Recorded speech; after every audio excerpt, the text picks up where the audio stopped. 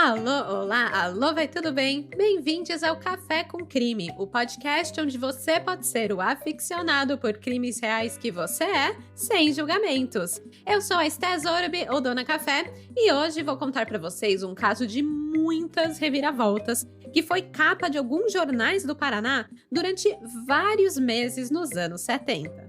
O caso do jornalista Valcimar José de Souza, assassinado em seu próprio escritório. A investigação só vai pra frente pois uma mulher se apresenta na delegacia e declara: "Foi o meu marido que matou Valcimar." Mas o que era para ser uma confissão simples se torna um labirinto investigativo onde nada é exatamente o que parece. O caso do Valcimar José de Souza foi uma indicação de uma crimiseira e apoiadora do podcast que preferiu o anonimato. Mas fica aqui o meu muito obrigada por trazer um caso tão cheio de plot twists pro Café com Crime. E claro, muito obrigada pelo seu apoio também, que é muito apreciado por aqui. Como muitos de vocês podem ter percebido, fevereiro está chegando ao fim. Essa é a última quarta-feira do mês, o mês que foi o mais crimiseiro do ano, né? Isso quer dizer que voltamos à nossa programação normal aqui no Café com Crime, com o próximo episódio saindo daqui a 15 dias, no dia 8 de março. Mas, para a alegria de todos vocês, o próximo episódio promete. Eu não vou dar muito spoiler, mas vai ser uma colaboração aí. Eu vou trazer um convidado para contar um caso de arrepiar para vocês. Por isso, ativem as notificações aí no seu Spotify, clica no sininho no perfil do Café com Crime e não perca o próximo lançamento, porque vai ser bem legal, vai ser bem diferente. Pronto? Clicou no sininho? Já tá seguindo o Café com Crime por aí? Então bora começar do começo. I can say to my new Samsung Galaxy S25 Ultra, hey, find a keto-friendly restaurant nearby and text it to Beth and Steve. And it does, without me lifting a finger. So I can get in more squats anywhere I can. 1, 2, 3. Will that be cash or credit? Credit. 4. Galaxy S25 Ultra, the AI companion that does the heavy lifting so you can do you. Get yours at Samsung.com. Compatible with select apps. Requires Google Gemini account. Results may vary based on input. Check responses for accuracy. Get ready for Netflix's gripping new medical drama, Pulse. Set in a cutting-edge Miami trauma center, third-year resident Dr. Danny Sims is unexpectedly thrust into a promotion when beloved chief resident Dr. Xander Phillips gets suspended. Then, with the emotional and physical stakes at their highest, a storm will push the hospital and its residents to their limits. Witness how life can change in a heartbeat when you're operating under pressure. Watch Pulse April 3rd, only on Netflix.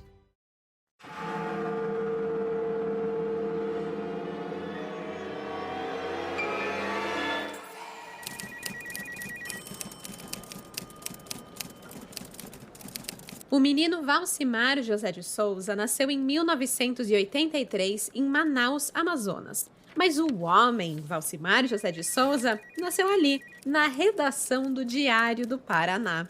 Entre o tic-tac das máquinas de escrever, as folhas de papel pelas gavetas e o copo de uísque na mesa. Depois de se formar em Direito pela Universidade Federal do Paraná e morar numa república de jovens estudantes, o Valcimar finalmente conquista a posição de repórter aos 25 anos. O seu estilo jornalístico não passou despercebido pelo jornalista Almir Feijó Júnior. Abre aspas. A leveza do texto, que corria ágil e límpido sobre a folha de papel, impunha um estilo marcado, sobretudo por notável objetividade.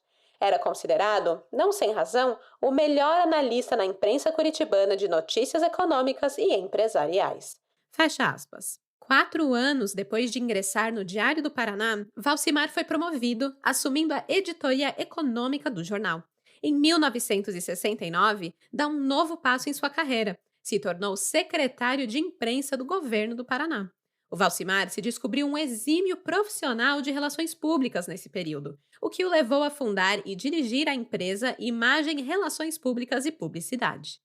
Foi em 1973 que a sua paixão pela redação jornalística, o seu carisma como RP e a sua capacidade de liderar equipes se colidem em um grande projeto, o programa Grandes Encontros da TV Paraná, no Canal 6.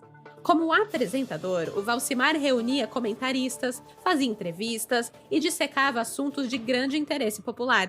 era o maior sucesso. Atingia índices máximos de audiência, o que para muitos provava que Valcimar era um profissional completo, uma pessoa inteligente, e não só em frente às câmeras, como fora delas também. Sua vida particular demonstrava isso. Ele era bem casado com Odilete de Souza e tinha 3 filhos, a Lúbia Maria, de 9 anos, a Nádia Leonor, de 8 anos e Paulo Sérgio, de 6 anos.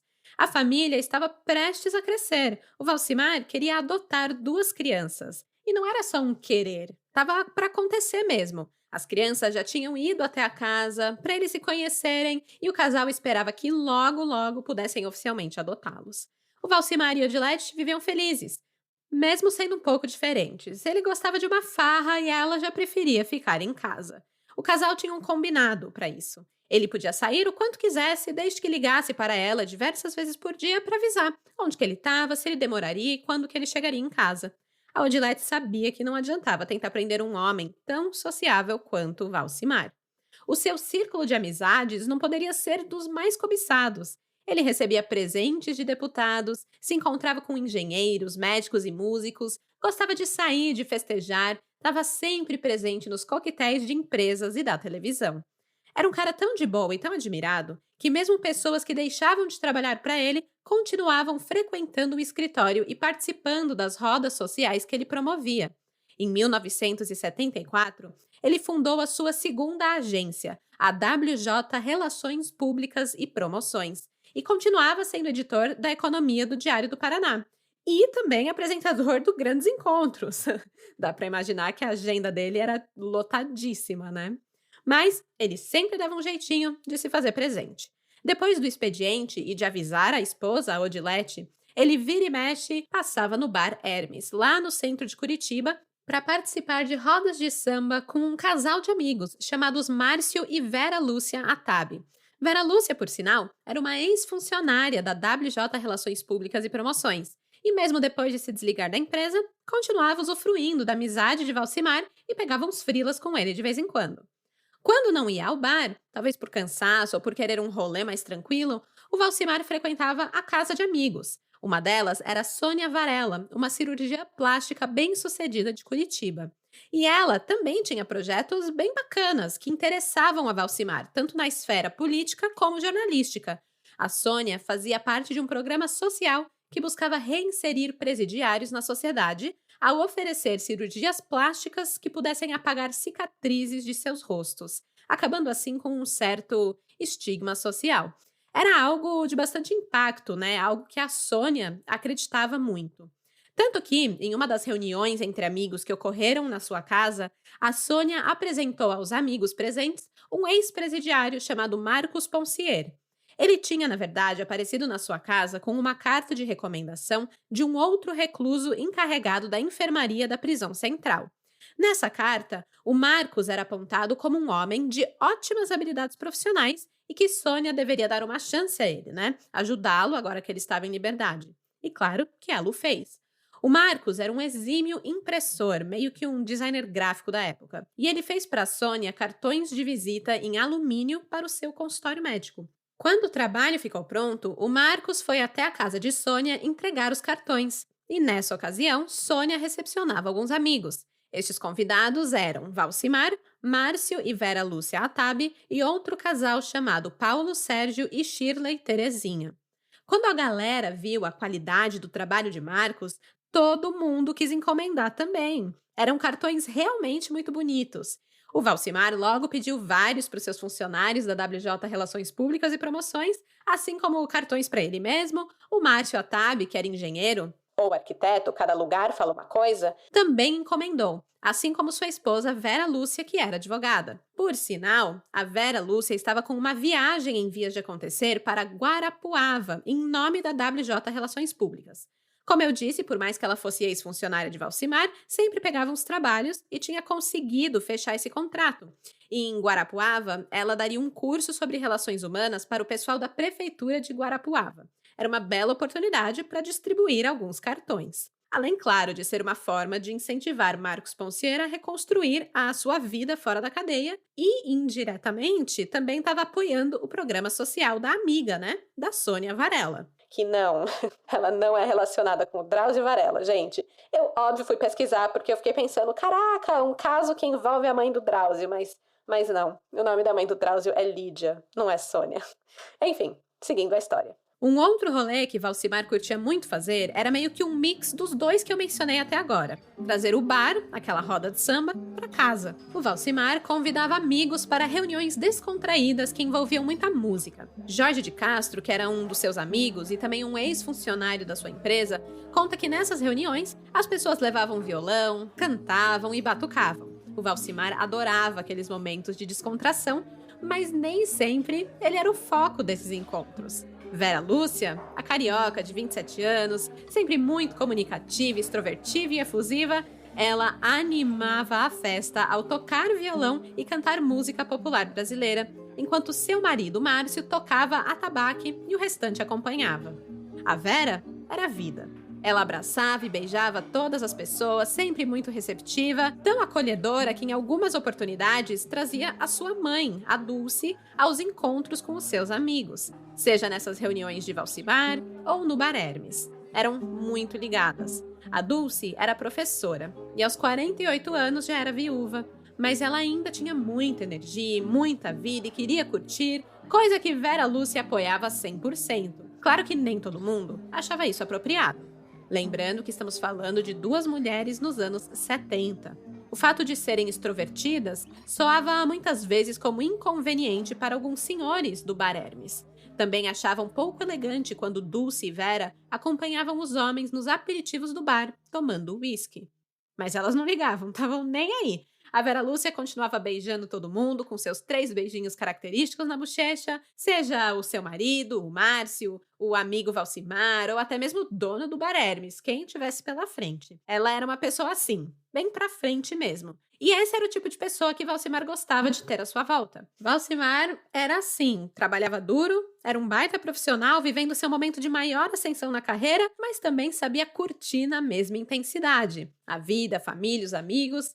E talvez Valcimar fosse assim, pois o seu trabalho, apesar de ter toda uma pompa, um certo status social, também o lembrava diariamente como a vida é breve. As notícias nem sempre são boas. A criminalidade sempre em alta, a espreita, ameaçadora. Se não isso, acidentes, tragédias, notícias de fome, de doença, anos de ditadura, violência. E um dia, uma dessas más notícias bateu à porta do Diário do Paraná, na redação de economia. Em maio de 1975, Valcimar perdeu um de seus colegas e um grande repórter, o premiado jornalista Juan Arduino. Era uma quarta-feira, véspera de Corpus Christi. O Juan dirigia um carro novo na estrada do Paranaguá, quando perdeu o controle do veículo. Abalado, Valcimar seguiu, liderando a editoria. Seguiu apresentando o programa Grandes Encontros. Seguiu amando a sua esposa Odilete e seus 3 filhos. Seguiu curtindo a vida o máximo que podia, pois nos mares de más notícias que vivia, sabia que um dia poderia ser ele. 4 meses se passaram, até que seu dia chegou. Por ironia do universo, ou talvez um presente, foi um dia onde Valcimar José de Souza fez tudo aquilo que amava antes de partir.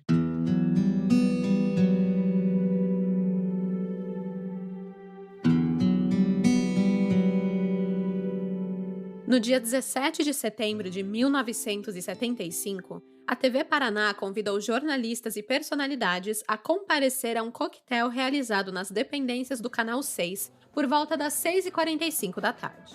Era uma quarta-feira, no meio de uma semana movimentada, mas Valcimar se fez presente, como sempre. Não só se fez presente, como fez questão de convidar alguns amigos. Um deles foi o jornalista Divonei Machado Campos, um velho amigo de Valcimar da época da faculdade. Até chegaram a morar juntos numa república. Fazia tempo que não se viam, já que cada um levava uma vida corrida e em cidades distantes, mas pelas lembranças de um bom e velho tempo que passou, Valcimar resolveu convidar. No coquetel também estavam presentes outros colegas de Valcimar, além de alguns de seus funcionários da WJ Relações Públicas e Promoções. Estavam todos elegantes, de terno e gravata, dividiram bons drinks, falaram do futuro da televisão, do jornalismo, da política e da economia do Brasil.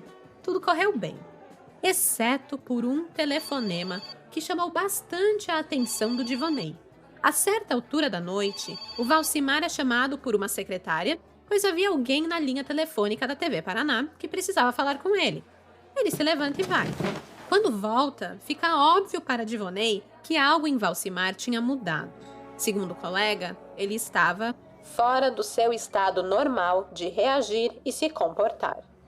Divonei não foi o único presente a notar isso. Ângelo Raffaele de Napoli, publicitário e funcionário de confiança de Valcimar, disse que, após este contato, Valcimar ficou bastante agitado e nervoso, mas não lhe explicou nada em torno do que conversara. Quando o coquetel terminou, os amigos que estavam ali, alguns que vieram de longe, não se viam fazia tempo, decidiram ir jantar juntos. Já estava tudo combinado quando saíram da TV Paraná pouco antes das 10 da noite. O Valcimar deu carona para Divonei, já que ele tinha deixado o carro estacionado numa rua no centro, E durante o trajeto, o Divonei puxou papo, coisa de amigo, Já que aquela noite toda foi só sobre negócio, profissionalismo, jornalismo, e ele queria falar um pouco da vida. Mas o Valcimar foi meio curto e direto, e avisou que ele não iria ao jantar com eles. O Divonei insistiu 1, 2, 3 vezes, mas Valcimar dizia que precisava retornar cedo para casa, já estava tarde, ele queria ver sua esposa e as crianças antes de dormir, e se ele saísse para jantar, chegaria com todos adormecidos em casa. Assim, ao chegar na esquina da rua Clotário Portugal com a Augusto Stelfeld, o Divonei desce do carro e anda sozinho até o seu veículo que estava estacionado logo ali. O Divonei então desce a rua, agora já em seu carro, e quando chega na primeira esquina, para no sinal fechado. E é aí que vê algo peculiar. O Valcimar estava subindo por essa rua. Algo estranho e que não fazia sentido, pois o caminho para a casa de Valcimar não era aquele, era o caminho oposto. O Divonei ficou preocupado, mas tinha um jantar para ir e já estava ficando tarde. O sinal abre e ele acelera, sem saber que essa seria a última vez que veria o seu amigo. O destino de Valcimar foi o edifício Maurício Cailete, na rua Marechal Deodoro 450, no centro de Curitiba. Ali era o escritório da WJ Relações Públicas e Promoções. Ao chegar, ele acena para o porteiro e vigia noturno Wilhelm Hanelt, um alemão naturalizado brasileiro. O Sr. Wilhelm estava acostumado a ver Valcimar por ali àquela hora. Muitas vezes o jornalista deixava para tratar dos assuntos de sua empresa à noite, já que durante o dia tinha compromissos na redação do Diário do Paraná e na TV Paraná. O Valcimar chama o elevador e sobe para o 16º andar. Ele então liga para o Odilete e avisa a esposa que estava no escritório, receberia visitas, mas que não demoraria muito para chegar em casa. Na portaria, não demorou muito para uma mulher chegar. Não era nenhuma desconhecida, apesar de Wilhelm não saber seu nome. Ela sempre aparecia no escritório de Valcimar, pelo menos umas 3 vezes por semana, sempre após as 10. Wilhelm abre a porta para ela, que naturalmente se dirige ao 16º andar. Curiosamente, a mulher logo desce do prédio e sai, retornando uns 15 minutos depois com um homem alto e encorpado, que o porteiro Wilhelm nunca tinha visto antes. A mulher e o homem chamam um elevador e vão para o 16º andar. As horas foram se passando e nada de seu Valcimar e os convidados irem embora. O Wilhelm resolve ir dar uma olhadinha só para saber se estava tudo bem mesmo. Ele sobe até o último andar, aproveita para apagar as luzes dos corredores do edifício em sua ronda noturna, até passar pela porta do escritório de Valcimar. Estava fechada, mas pela fresta ele observou que as luzes lá dentro estavam acesas. A reunião noturna prosseguia. Wilhelm desce e fica na portaria do prédio. É só por volta das 3:30 da madrugada que vê movimento novamente. A mulher que conhecia, mas não sabia o nome, e o homem desconhecido descem do elevador. O homem segura o braço da mulher fortemente e ela estava com os cabelos bagunçados, mas ambos pareciam calmos e tranquilos ao andarem em direção ao carro branco estacionado em frente ao prédio. Eles vão embora. Wilhelm espera. Sabia que não deveria demorar para Valcimar descer e acenar para ele, dando boa noite. Mas isso não acontece. Achando estranho, ele sobe novamente ao 16º andar, onde encontra, novamente, a porta do escritório fechada e as luzes acesas do lado de dentro. Acha estranho, mas desce de volta para a portaria. Meia hora depois, é surpreendido por um telefonema. Uma mulher que se identificou como Dulce perguntava se Valcimar estava bem, mas logo desligou. Não demorou muito para uma ambulância do pronto-socorro municipal chegar. O socorrista perguntou se havia algum pedido de socorro ali, pois uma moça havia ligado para o hospital dizendo que alguém tinha sido baleado no 16º andar. Wilhelm mal pode acreditar no que está escutando.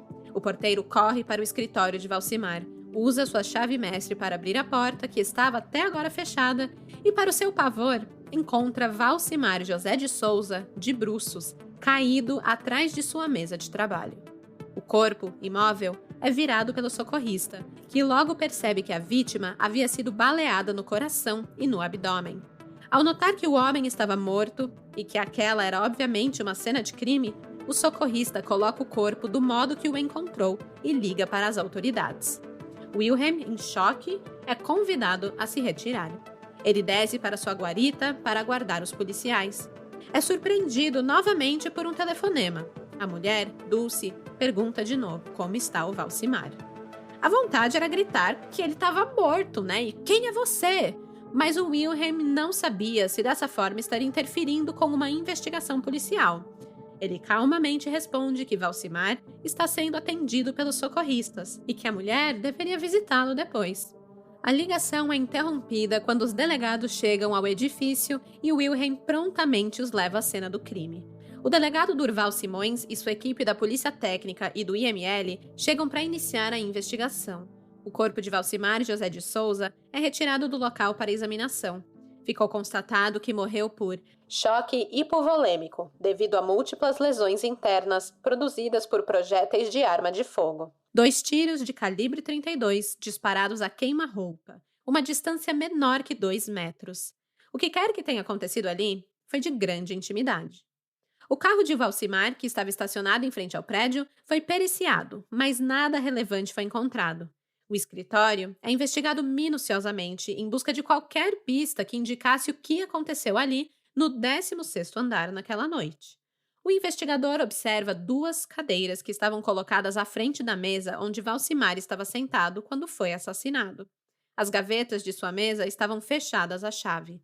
Quando abertas, nada de interesse dentro delas. Em cima da mesa, encontrou um papel com os dizeres: "Eu sonhei que tu estavas tão linda", de uma velha valsa romântica. Mas nada indicava quem era a mulher e o homem que estiveram com Valcimar nas últimas horas de sua vida.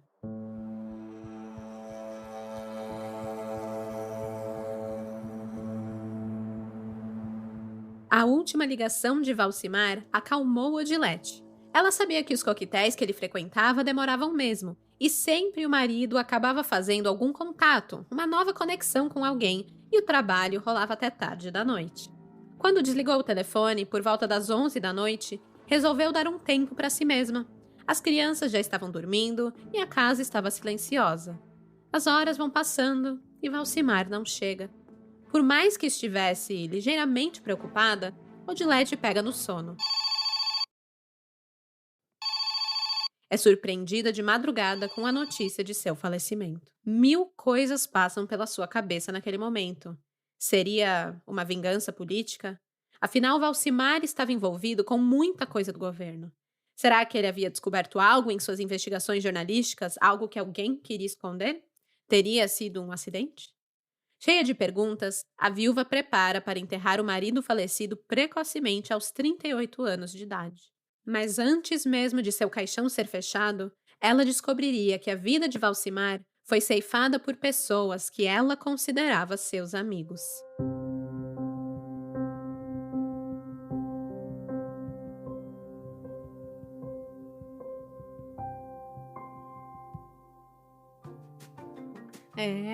É tenso. Ainda tem muita história pela frente, mas respire fundo, tome um gole do seu café e escute esse recadinho. O podcast agora recebe apoio de ouvintes através do Apoia-se.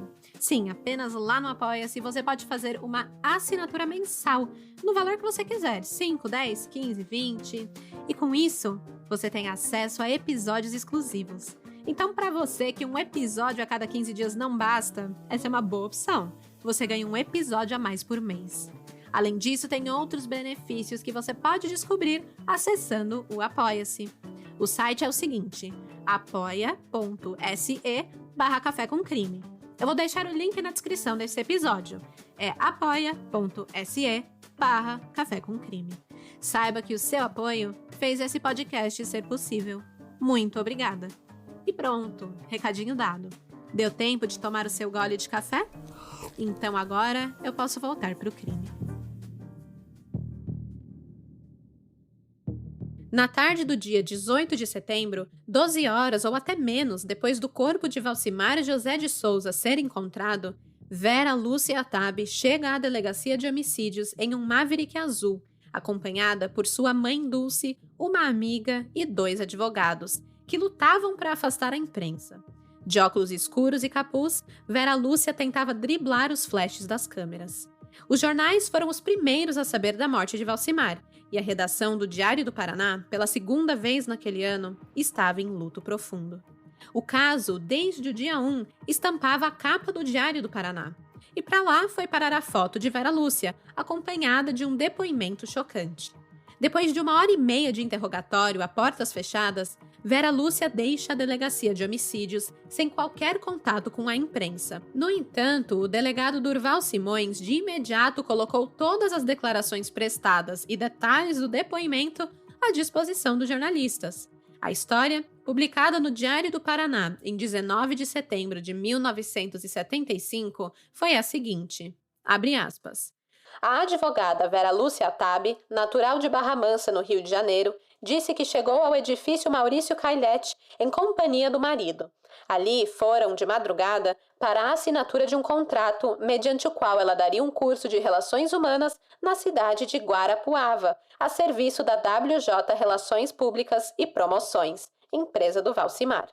À porta do prédio, seu marido pediu-lhe que subisse ao encontro de Valcimar, enquanto ele iria comprar cigarros em um bar perto, e logo se juntaria a ela. Algum tempo se passou e Márcio não apareceu. Ela então disse ao jornalista que ia descer para vê-lo. De fato, disse Vera Lúcia, encontrou o marido na calçada e com ele voltou ao escritório de Valcimar. Enquanto os dois, o jornalista e o arquiteto, discutiam pormenores do contrato, tomando uísque, ela ficou na sala ao lado, esperando o fim dos entendimentos. Foi quando ela ouviu Valcimar dizer firmemente ao seu marido, abre aspas, vou casar com esta mulher, quer você queira, Márcio, ou não. Fecha aspas. Antes, ele já havia dito a Márcio que iria se separar de sua mulher, Dona Odilete de Souza, com quem teve 3 filhos todos menores. Como se não tivesse sido ouvido por Márcio, Valcimar repetia essas palavras batendo na mesa com energia. Ao ouvir a repetição daquelas palavras, a advogada entrou na sala e viu seu marido disparar 2 tiros de um revólver calibre 32 em Valcimar, que caiu de bruços. Márcio, então, tomou-lhe o braço e saiu. Antes, porém, Vera Lúcia telefonou para sua mãe, pedindo que chamasse o pronto-socorro, pois Valcimar estava baleado. Fecha aspas. O depoimento de Vera foi crucial para o desenrolar das investigações. A polícia ainda não tinha pistas sobre quem era o assassino de Valcimar. Agora, sabiam se tratar de Márcio Atabe. Mas, ao mesmo tempo, abriu um novo leque de dúvidas. Valcimar queria se separar da esposa? O Valcimar queria se casar com Vera? Eles eram amantes? Então foi um crime passional? Mas, principalmente, onde estava Márcio Atabe? Vera negou ser amante de Valcimar e também nada revelou sobre seu marido. Apenas afirmou que, após o crime, Márcio havia a deixado na casa de sua mãe, a Dulce, e desapareceu em seguida. Ela também disse que não fazia ideia de que o marido tinha uma arma, e ainda que ela tentou ajudar Valcimar, mas Márcio a impediu de prestar socorro. Após suas revelações, Vera Lúcia volta para a casa de sua mãe, e a polícia tenta descobrir o que pode sobre Márcio.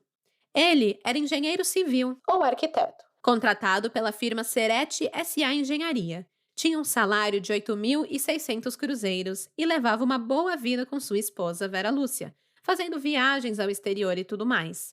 Quando a família Atabe foi procurada, curiosamente, o pai de Márcio, o coronel Simão Atabe, disse não saber que tinha nora. Nem sabia da existência de Vera, gente. O Simão disse que morava há anos em Guaratuba e, pela distância, não tinha muito contato com o filho. A última vez que falou com ele havia sido em janeiro daquele ano, ou seja, uns 8 meses sem se falar. O coronel Simão ainda descreveu seu filho como um rapaz muito bom e que a única explicação para o crime é que ele teria sido induzido a cometê-lo, possivelmente por essa tal esposa fantasma. Plantou aí a sementinha da discórdia. Então é bom darmos um passo para trás para falar sobre Vera Lúcia Atabi.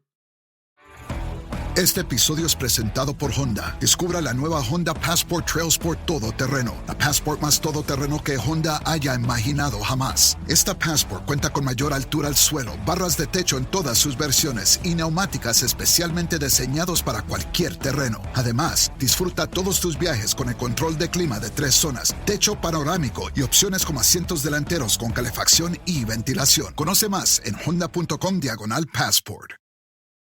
The number one selling product of its kind with over 20 years of research and innovation. Botox Cosmetic, out of botulinum toxin A, is a prescription medicine used to temporarily make moderate to severe frown lines, crow's feet, and forehead lines look better in adults. Effects of Botox Cosmetic may spread hours to weeks after injection, causing serious symptoms. Alert your doctor right away as difficulty swallowing, speaking, breathing, eye problems, or muscle weakness may be a sign of a life-threatening condition. Patients with these conditions before injection are at highest risk. Don't receive Botox Cosmetic if you have a skin infection. Side effects may include allergic reactions, injection site pain, headache, eyebrow and eyelid drooping, and eyelid swelling. Allergic reactions can include rash, welts, asthma symptoms, and dizziness. Tell your doctor about medical history, muscle or nerve conditions including ALS or Lou Gehrig's disease, myasthenia gravis, or Lambert-Eaton syndrome and medications, including botulinum toxins, as these may increase the risk of serious side effects. For full safety information, visit BotoxCosmetic.com or call 877-351-0300. See for yourself at BotoxCosmetic.com.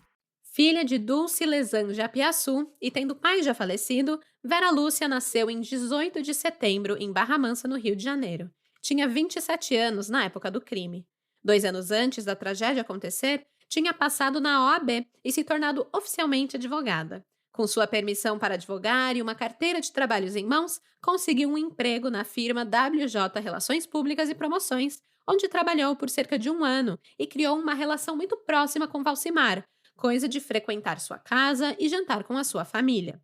Ela, por sinal, conhecia muito bem a dona Odilete de Souza, frequentando as mesmas festas e sempre tiveram um contato muito cordial e amistoso. Nesse mesmo ano em que trabalhou na WJ, Vera se casou com Márcio Atabi. Ele se tornou um agregado naquele círculo de amizades e nada mudou. A Vera continuava sendo muito festeira, frequentando bares, inclusive com a sua mãe, as rodas de samba, cantando e tocando MPB. E sim, ela era de dar beijos em todo mundo, coisa que é muito mencionada e aparentemente realmente incomodava as pessoas. Um ex-colega da WJ, o Ângelo Raffaele de Napoli, descreve Vera Lúcia assim: pessoa alegre e extrovertida, a ponto de ter como hábito o procedimento de beijar no rosto e abraçar as pessoas que cumprimentava, inclusive eu. E ele ainda complementa, dizendo que Márcio sabia que sua esposa tinha essa atitude, mas parecia não se importar, pois nunca presenciei qualquer advertência de sua parte. Quando Vera Lúcia e Márcio se casaram, combinaram de não ter filhos logo de cara. Queriam se aproveitar a vida, viajar. Mas em julho de 1975, depois de terem feito várias viagens, o Márcio conversou com a esposa sobre filhos. Achava que estava na hora. Mas esse pedido veio com uma condição: que Vera se afastasse de qualquer trabalho, pois deveria se preparar para ser mãe. Acontece que Vera estava num momento profissional bacana. Em uma parceria da agência WJ com a Prefeitura de Guarapuava, ela ia ministrar um curso sobre relações humanas para a Prefeitura. O Valcimar estava super incentivando, pronto para fechar o contrato. Ele gostava tanto do trabalho de Vera Lúcia que tinha até mesmo dado as chaves do escritório para ela. Vera Lúcia vivia vindo tarde da noite para trabalhar, era muito esforçada, e por isso esse contrato com a Prefeitura de Guarapuava seria dela. Mas Márcio insistia que era hora de Vera ficar em casa. Chega de trabalhar tarde, nada de viajar. Ela já tinha 27 anos e estava na hora de focar na família. Foi então que ela pediu as contas da WJ Relações Públicas e Promoções. Mas Vera, a Vera era uma mulher muito sociável. Ela não aguentava ficar parada em casa se preparando para ser mãe. Ela acabou encontrando um bico no Senac como professora, um trabalho que não exigia muito dela, era só meio período, e ela se sentia útil. Mas vira e mexe, depois de passar a manhã no Senac, a Vera Lúcia dava um pulo na ex-firma. E assim passou a frequentar o escritório de Valcimar, mesmo não sendo mais funcionária. Acontece que um dia, Márcio flagra a Vera saindo de um prédio no centro de Curitiba. Ele não fala nada, apenas observa, e aí segue para fazer as compras na cidade como planejado, fingindo que nada aconteceu. Chegando em casa, solta os cachorros com a Vera Lúcia e pergunta o que ela estava fazendo no prédio de Valcimar se ela não trabalhava mais para ele. A Vera disse que, na verdade, ela estava naquela rua, a Rua Marechal Deodoro, para se encontrar com um professor do Senac. Mas o Márcio logo soltou a bomba e disse que sabia que naquele edifício, de onde ela saiu, tinha um apartamento que era o Matadouro de Valcimar. Ou seja, era onde o jornalista mantinha encontros amorosos extraconjugais. A discussão do casal continuou, mas Vera categoricamente afirmava que nunca teve ou jamais teria um caso com Valcimar. Para provar, o Márcio Hatab pediu para que ela ligasse para Valcimar e marcasse um encontro. A Vera ligou, mas Valcimar não estava no escritório. Estava em um coquetel, no Canal 6. Vera então liga para a emissora e, por volta das 7 da noite do dia 17 de setembro, consegue falar com ele e marca um encontro à noite em seu escritório. Foi essa ligação que deixou Valcimar perturbado pelo restante do evento. Foi essa ligação que o levou à morte. Agora, faltava a polícia encontrar Márcio Hatab para tirar essa história a limpo.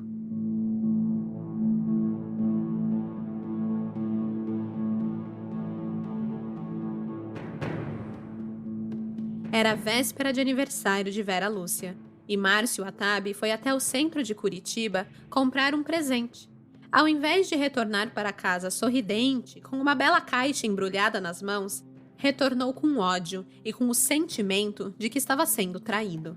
Não era seu plano passar a virada do dia 17 para o dia 18 de setembro no escritório de Valcimar, mas para lá foram e o pior aconteceu.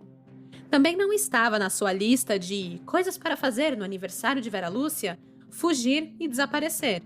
Mas após disparar 2 tiros no jornalista, recebe um conselho importante de sua sogra: escapar do flagrante enquanto providenciava um advogado para sua defesa. Enquanto Dulce liga para o porteiro do edifício de Valcimar para tentar descobrir se ele havia sobrevivido aos tiros, Márcio e Vera ligam para colegas advogados. Dulce chama o socorro para Valcimar. Márcio pede socorro para salvar a própria pele. Depois de alguns rápidos telefonemas na madrugada, Márcio entra em seu carro, acompanhado de 2 amigos advogados, e sai de Curitiba rumo ao oeste, direção em que o estado do Paraná faz fronteira com o Paraguai. Às 6h30 da manhã, estava atordoado dirigindo, tão perturbado que não nota um posto da polícia rodoviária logo à sua frente, passando em alta velocidade, quase provocando o atropelamento do soldado encarregado da fiscalização. Uma viatura começa imediatamente a perseguir o veículo de Márcio.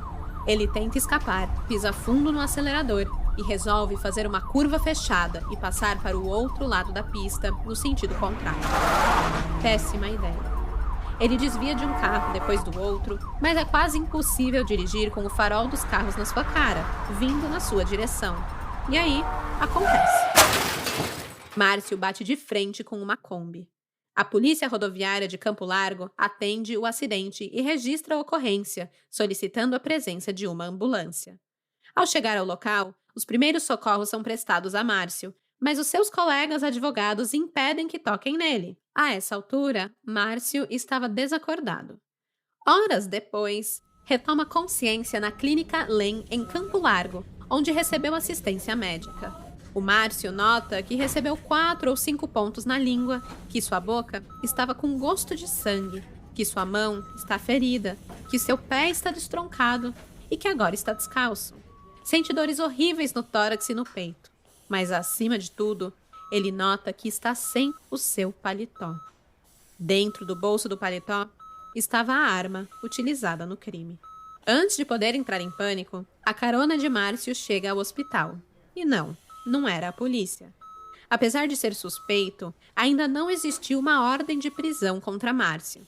Então, quando ele foi internado no hospital, nada foi comunicado à polícia, que já estava à sua procura.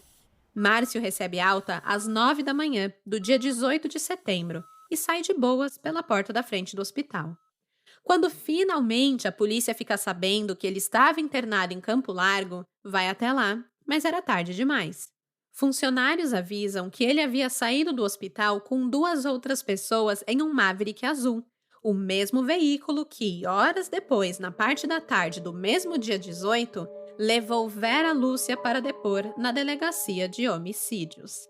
Vera Lúcia sabia muito bem, esse tempo todo, onde o marido estava. E essa foi apenas a primeira de outras mentiras que ela contou à polícia naquela tarde. Ao averiguar os fatos trazidos por Vera Lúcia, logo descobrem que a hora da morte não bate com o alegado por ela em depoimento. Supostamente, Márcio Hattabi teria atirado em Valcimar lá pelas 3 da madrugada, saindo do escritório logo em seguida. Porém, pela natureza dos ferimentos do local onde os projéteis estavam localizados, a perícia passa a acreditar que o jornalista teria ficado vivo de 30 minutos a 2 horas após ser baleado. Ou seja, o crime teria ocorrido muito antes do que Vera Lúcia afirmou, e o casal teria ficado no escritório, na presença de Valcimar, agonizando até ele morrer. Um laudo da polícia técnica concluiu que Valcimar não teria morrido se recebesse assistência médica após levar os tiros, mas se tornaram fatais porque o casal não chamou socorro em tempo hábil. Esperaram. Outro fato discutível do depoimento de Vera é sobre a história de Márcio ter ido comprar cigarros antes de subir para o escritório de Valcimar. De acordo com a linha cronológica de Vera, ela teria entrado sozinha no edifício porque Márcio ia comprar cigarros. Ela sobe sozinha e volta 15 minutos depois para buscar o marido. E então sobem juntos para o 16º andar. Acontece que o tal bar, onde Márcio teria comprado cigarros, já estava fechado a essa hora. Por que Márcio teria ficado à porta do edifício aguardando a volta de sua mulher? E por que Vera mentiria sobre isso? Bem, para os investigadores, parecia que Márcio aguardou até que Vera tivesse alguma resposta de Valcimar sobre algum tema pendente entre eles, ou quem sabe ela teria ido em frente para simplesmente verificar se Valcimar estava no escritório e avisar o marido do momento certo para ele subir e praticar o crime. De qualquer forma, o importante é que Vera Lúcia mentiu para esconder o fato de que o crime, na verdade, foi premeditado e, principalmente, que ela teve participação nele. Foi no sepultamento de Valcimar que uma nova peça desse quebra-cabeça foi desvendada. O enterro ocorreu um dia depois, no dia 19 de setembro de 1975. Odilete de Souza, completamente desacreditada com a súbita reviravolta que sua vida tomou, ficou mais chocada ainda ao saber dos resultados iniciais da investigação. Ela afirmava: "Nunca imaginei que tal pudesse acontecer, principalmente partindo de Márcio e Vera Lúcia. Eles eram nossos amigos." Era o segundo dia em que Valcimar estampava os jornais, e ali no cemitério estavam todos os jornalistas. Entre os burburinhos que surgiram na multidão estava um fato estarrecedor. Alguns sabiam que Valcimar José de Souza era um homem ameaçado de morte, apesar do próprio nunca levar isso a sério. Pessoas presentes no velório já tinham ouvido Valcimar dizer em tom de brincadeira que não temia ameaças porque não havia necessidade de temor, mas se alguém lhe atirasse, defender-se-ia, virando as costas ao seu agressor. Segundo essas testemunhas, o autor das ameaças era Márcio Hattabi. Mas ele não fazia as ameaças pessoalmente. Enviava um mensageiro, que era ninguém mais, ninguém menos que sua esposa, Vera Lúcia Hattabi. Jorge de Castro, aquele jornalista que era amigo e antigo funcionário da empresa de Valcimar, declarou que chegou a participar das reuniões descontraídas de Valcimar, onde conheceu Vera e Márcio, mas disse que a partir do momento que Vera Lúcia pediu demissão, ela continuou frequentando o escritório e os encontros, mas Márcio não. Estranhando isso, Jorge perguntou para algumas pessoas e ficou sabendo que, desde julho daquele ano, Márcio ameaçava Valcimar de morte e que essas ameaças eram transmitidas ao jornalista pela própria Vera Lúcia, que dizia para quem quisesse ouvir que seu marido andava armado.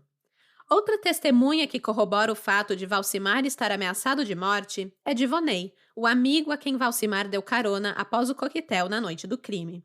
Ele contou: "Há 2 meses atrás, soubera que Valcimar estava ameaçado de morte e, encontrando-se com ele, certa ocasião, perguntei-lhe sobre o fato e recebi a confirmação, a qual ele acrescentara não ter dado qualquer importância sem entrar em maiores detalhes." Acontece que Divonei conhecia um pouco do passado de Valcimar e brincou com ele: "Tome cuidado a fim de não se repetir a cena do paraguaio."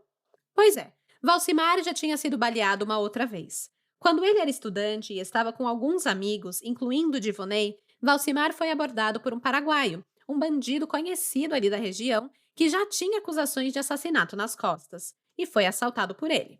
O paraguaio estava armado, mas Valcimar bateu boca com ele e saiu andando. Com raiva e querendo uma vingança, o tal bandido esperou na porta da residência de Valcimar mais tarde naquela noite, e quando ele chegou, disparou inúmeros tiros. Por sorte, nenhum foi fatal. Infelizmente, sem saber, o Divonei fez uma brincadeira que acabou se realizando. Enfim, o que a polícia tinha em mãos até o momento era isso: diversos furos na história de Vera Lúcia, um possível crime premeditado e um assassino desaparecido. Mas isso estava para mudar. No mesmo dia em que o corpo de Valcimar foi velado e sepultado, Márcio Atabe se entrega na delegacia.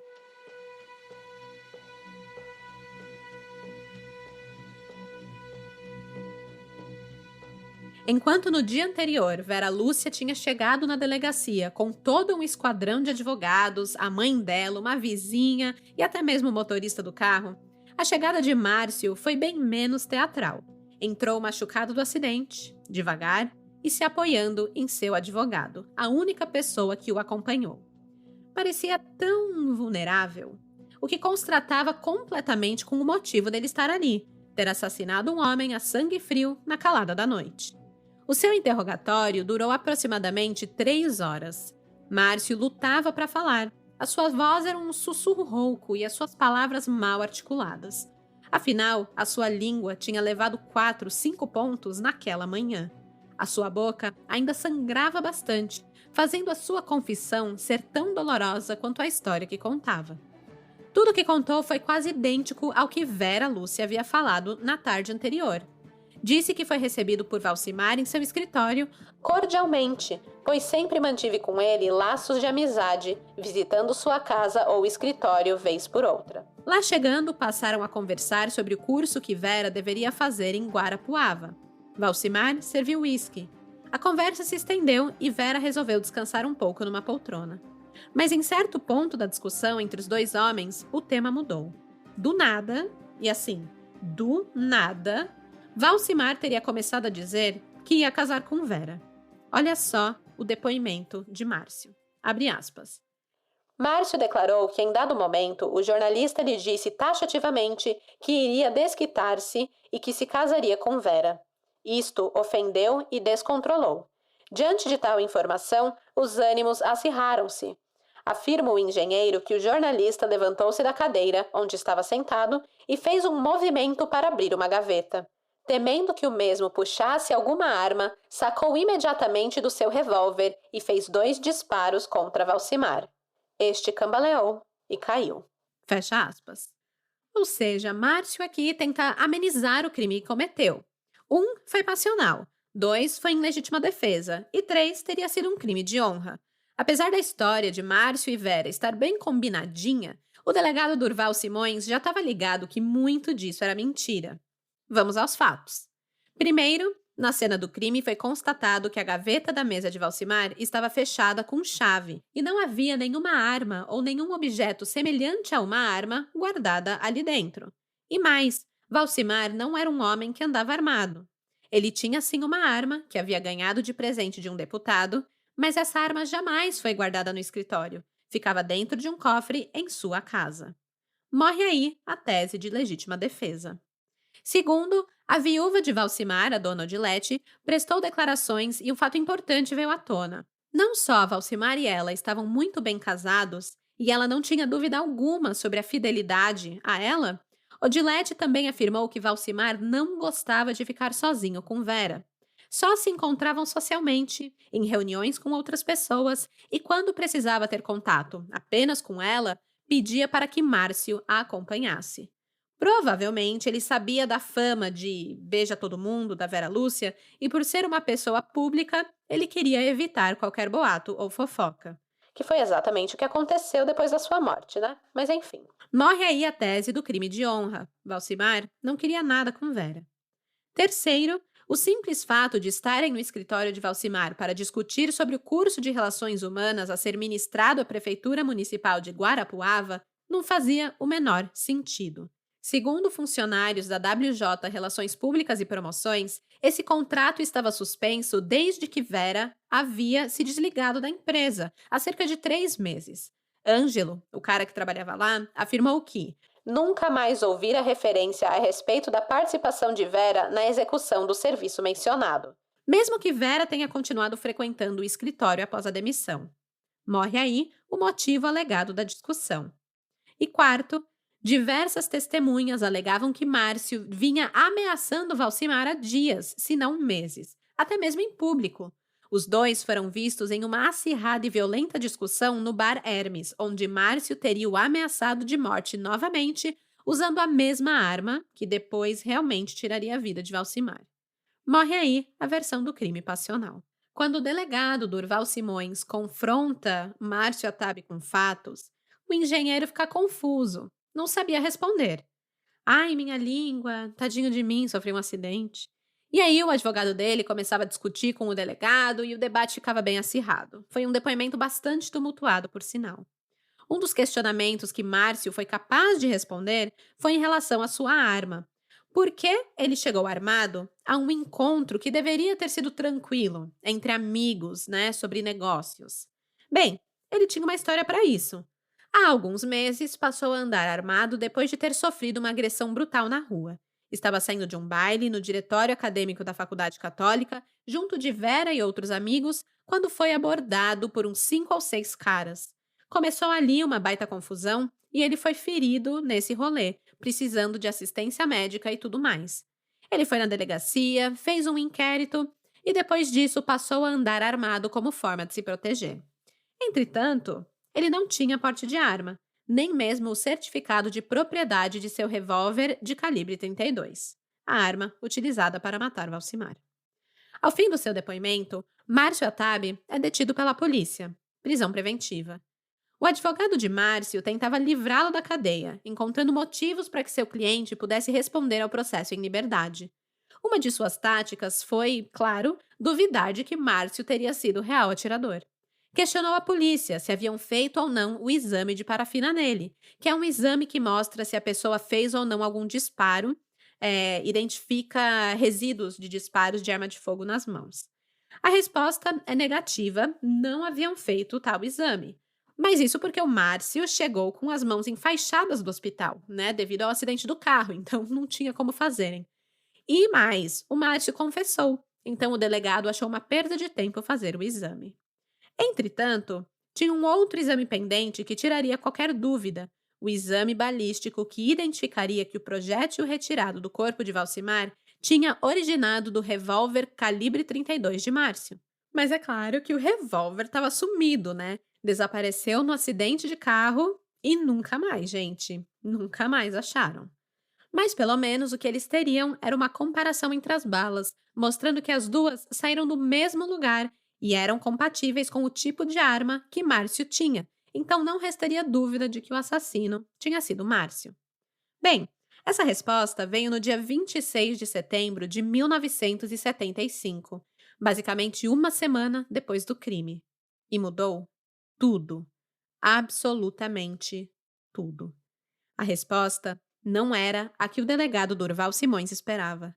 O exame encontrou 2 balas diferentes no corpo de Valcimar.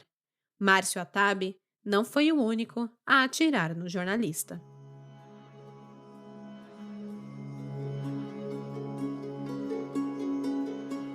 A prisão preventiva de Vera Lúcia Tabe poderia sair a qualquer momento. Não tinha outra explicação para o resultado do exame de balística.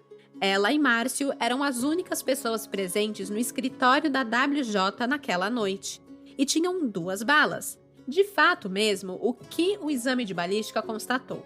Que as 2 balas encontradas no corpo do jornalista Valcimar José de Souza apresentavam diferenças substanciais, levando as autoridades a acreditarem que saíram de armas diferentes. Foi isso. Então, para poder fazer novos e mais completos exames, precisavam exumar o cadáver. Caso ficasse constatado que não existia no corpo de Valcimar outro projétil, Vera estaria definitivamente condenada e teria sua preventiva decretada. Todas as declarações do casal cairiam por terra e a coautoria de Vera Lúcia, assim como a premeditação do crime, estaria provada. Curiosamente, foi nessa época que outra teoria começou a surgir. Não teria sido Vera, e talvez nem mesmo Márcio. Ou até mesmo seria um complô muito maior, uma gangue de assassinos. Deixa eu explicar. Acontece que novas testemunhas surgiram e começaram a ligar o nome de Vera e Márcio a um outro assassinato, o misterioso caso do professor Ariel Clóvis Assunção. Ariel foi encontrado morto em seu apartamento no dia 19 de janeiro de 1975 e desde então a polícia não tinha pistas. Não porque o crime havia sido perfeito, nada perto disso, mas porque o inquérito sobre o caso da morte de Ariel foi roubado de dentro da própria delegacia de homicídios. O caso tinha fama de ser insolúvel pela delegacia. E ao mesmo tempo em que o delegado Durval Simões trabalhava no caso do professor Ariel, também trabalhava no caso de Valcimar.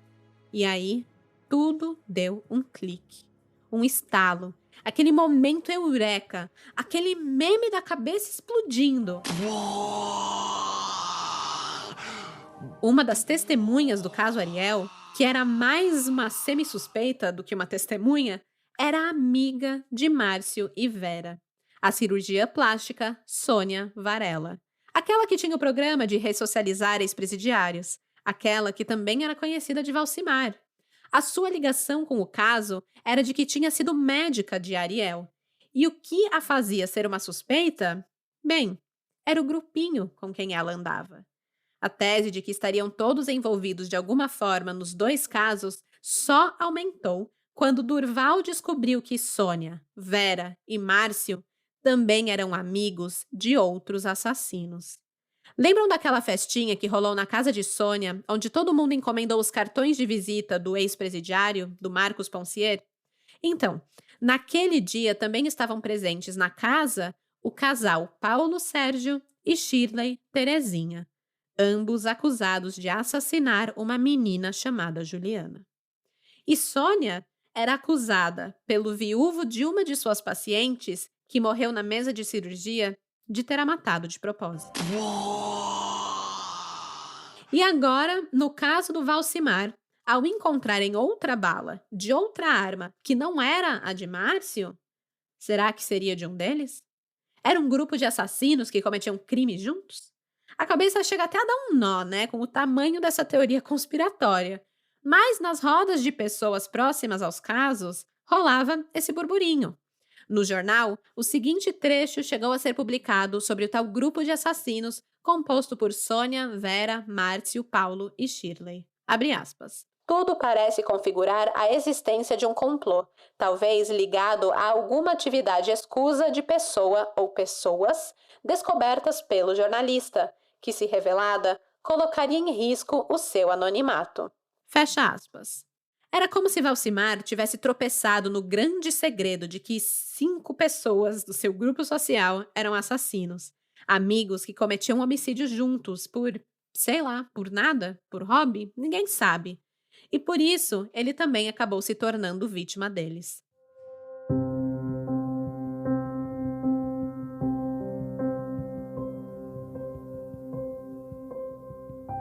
Talvez o corpo de Valcimar tivesse a resposta. No dia 27 de setembro de 1975, foi feita a exumação do corpo do jornalista e, em seguida, a necrópsia. Para surpresa de todos, uma terceira bala foi encontrada em seu corpo. E dessa vez era idêntica à bala calibre 32 que teria sido disparada pela arma de Márcio. A terceira bala, aquela diferente? Bem, teve um desfecho bem menos dramático. Ao invés de provar o envolvimento de uma segunda pessoa no assassinato de Valcimar, reforçava que o assassino havia sido apenas Márcio. A terceira bala era antiga. Estava alojada no corpo do jornalista por 10 anos. Lembra da história do paraguaio? Que Valcimar levou um tiro quando era jovem, a história que Divonei contou? Pois é, era a bala do paraguaio, o homem que tentou o assaltar 10 anos antes. Quando Valcimar foi socorrido naquela ocorrência, o médico constatou que o projétil tinha se fincado em um local de difícil operação. Seria muito mais arriscado tentarem tirar a bala do que Valcimar conviver com ela pelo resto de sua vida. Ela não apresentava perigo à sua integridade física. E assim, por recomendação médica, ficou. Aqui todo mundo para e dá um passo para trás. Não havia um grupo de assassinos fazendo complô para matar o jornalista. Havia apenas um casal, Vera e Márcio. Não havia outra arma, outra bala, outro caso, outro assassinato. Navalho de Ockham.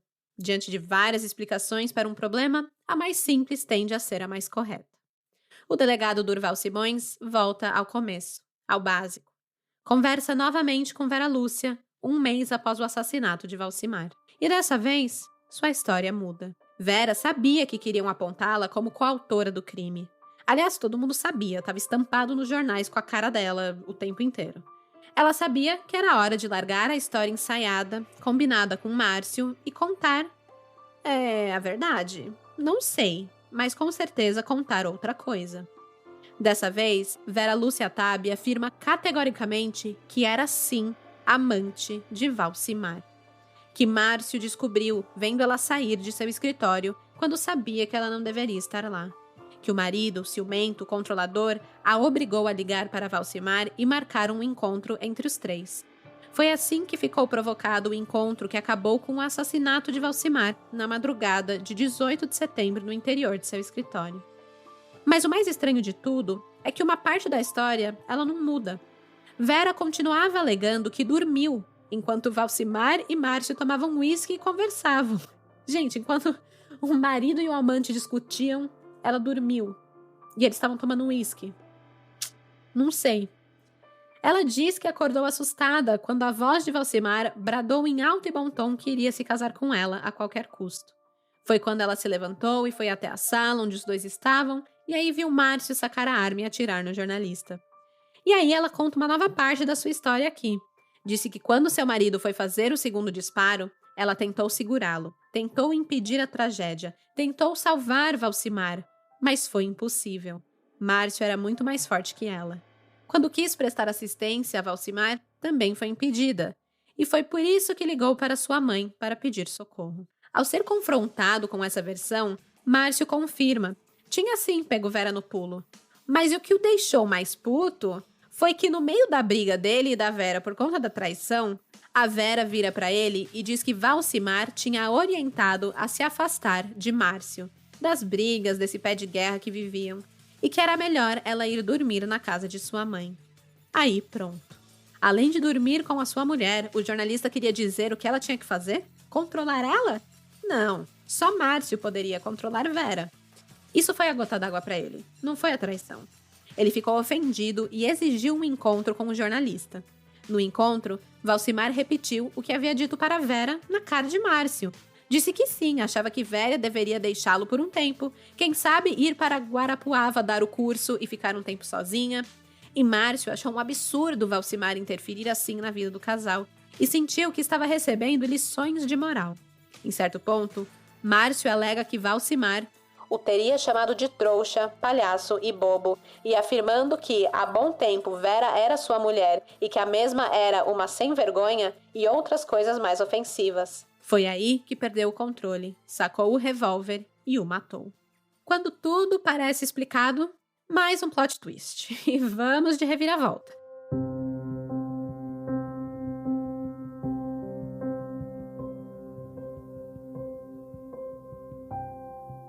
um novo laudo surge e novamente coloca tudo em dúvida.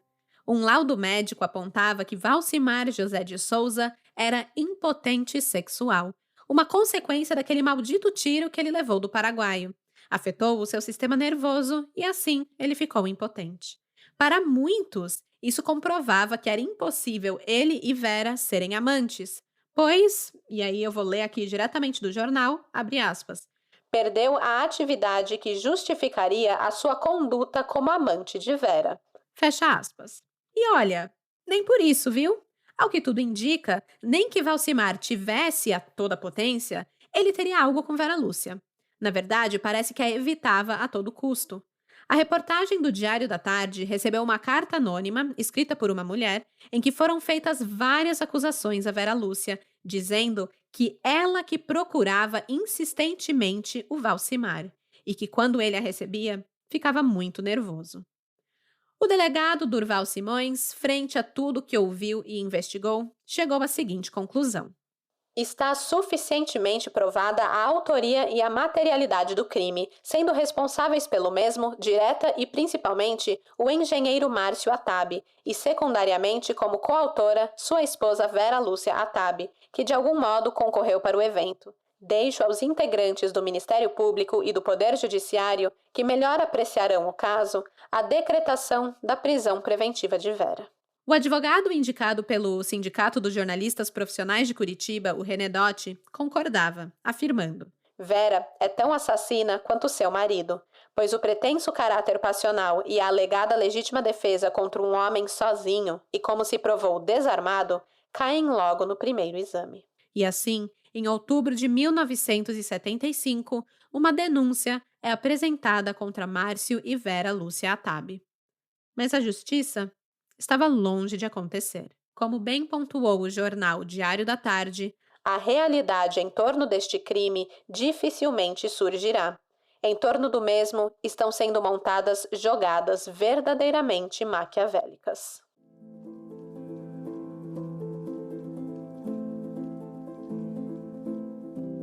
Apesar da denúncia contra Vera Lúcia, ela não chegou a ser presa. Com a demora do julgamento e outros fatores, em 1978, Márcio Atabe conseguiu o direito de aguardar em liberdade. Fecha aspas. No ano seguinte, o Diário do Paraná, o jornal no qual o Valcimar foi repórter e depois editor de economia, continuava fazendo seu trabalho de expor os assassinos e pedir por justiça. Em 19 de setembro de 1979, lê-se: Há 4 anos morria o jornalista Valcimar José de Souza, a tiros. E até agora seus assassinos, o engenheiro Márcio Atabe e sua esposa Vera Lúcia Atabe, estão em liberdade, beneficiados com a demora do julgamento. O casal de homicidas já estaria separado. Dela não se tem notícias ultimamente, havendo apenas informes de que teria deixado o estado. Ele, porém, era visto quase que todas as madrugadas, cantando e tocando violão num bar que reúne boêmios e desocupados na Praça da Ordem. Em outubro de 1980, é noticiado que Vera Lúcia Atabe foi impronunciada. Isso quer dizer que o juiz concluiu que não existiam provas da materialidade do crime ou indícios suficientes da autoria para levar Vera Lúcia a julgamento perante o tribunal do júri. Já Márcio Atabe foi pronunciado, ou seja, seria levado como réu perante o júri popular pelo assassinato de Valcimar. Em 1982, o juiz de direito da 11ª Vara Criminal desclassificou o homicídio qualificado para simples. O Ministério Público recorreu e perdeu. Márcio Atabe, que ficou com toda a responsabilidade do crime, agora também recebeu uma pena mais leve. Seu julgamento finalmente ocorreu no dia 27 de outubro de 1983 e ele foi condenado. Por homicídio simples, a pena era de 6 a 20 anos de prisão, sendo que ele era réu primário. Tudo também teve muitos recursos e foi muito recorrido, continuando na justiça contra Odilete de Souza até 1991. Vera Lúcia Atabe, ainda no final da década de 70, se mudou para Pernambuco. Nunca mais se teve notícias dela. Gente, o tanto de plot twist não tá escrito? Quando eu li que acharam uma terceira bala no corpo dele, eu dei um berro. Eu dei um berro, demorou muito pra entender que era uma bala do passado, né? Ficou parecendo que era um grande complô mesmo, mas enfim. O caso é tão doido que ainda deixou um outro caso sem explicação, o do professor Ariel. Para os curiosos de plantão, o delegado Durval Simões insistiu na tese de que a doutora Sônia Varela estava envolvida, mas ela, além de ser inocente, declarou guerra contra o delegado e começou a desenterrar podres dele dentro da delegacia, incluindo corrupções e envolvimento com roubo de carros. O delegado foi absolvido das acusações. E Sônia, depois de anos, também deixou de ser suspeita. No fim das contas, parece que a suspeita caiu sobre Marcos Poncier, o ex-detento que fazia cartões de visita. Só que ele fugiu da prisão, onde ele estava por outro crime, antes de ser acusado pelo assassinato do professor Ariel, e sumiu. E fica aí o mistério, para quem gosta de mistério, um caso insolúvel. Lembrando que esse foi o último episódio de fevereiro, caprichadíssimo e compridíssimo para vocês. O próximo episódio sai no dia 8 de março. Eu vejo vocês em 15 dias. E até lá, escolha bem os seus amigos, porque de desgraça já basta esse podcast. Tchau, tchau! Esse episódio foi escrito, produzido e apresentado por mim, Stephanie Zorbi, com sonorização e edição de áudio de Luigi Calistrato e pesquisa de Ana Ferrari. As fontes utilizadas para esse episódio foram Diário do Paraná, Diário da Tarde e Jornal do Brasil.